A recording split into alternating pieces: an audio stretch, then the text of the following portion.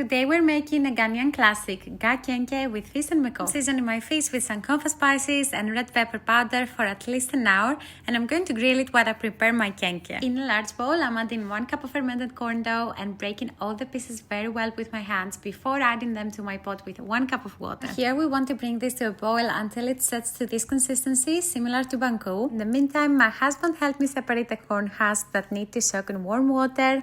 That will help them to soften and be ready for wrapping the Kenkey. You can tell I'm making Kenkey for the first time, as this step should have happened first. However, we continue with the recipe and it wasn't a big issue, so here I'm adding a mix of water and the rest of fermented corn dough back to my pot and mix everything very well. And now if it's not too hot to handle, you can start making your bowls. I made 4 of those. We want to make them big but not too big, as they need to fit inside the corn husks. And here you can see my amazing wrapping skills. We place the ball at the large part of the husk, gently tucking in the ends, and repeat the process until it's covered completely. And then we twist the narrow ends at the top of the corn husk together, and then we push them into the ball of dough. Place the balls on the bed of corn husk that would allow them to stay in place for the most part of cooking. And the Kenkey needs to steam for about 60 minutes, so we add a little bit of water as necessary to cover most of the pot. We're making a classic Ghanaian hot pepper sauce called Mεko. I'm going to list the ingredients below. It's very spicy but also delicious. And my Kenkey was ready. As you can see, some of the husks opened while steaming, but yet it was a success. To make it more authentic, I plated everything on a sunken plate, a traditional Ghanaian plate. I added my veggies, my homemade sito, my homemade Mεko, my grilled red fish, and finally the Kenkey. There you have it, Ghanaian Kenkey with red fish and Mεko.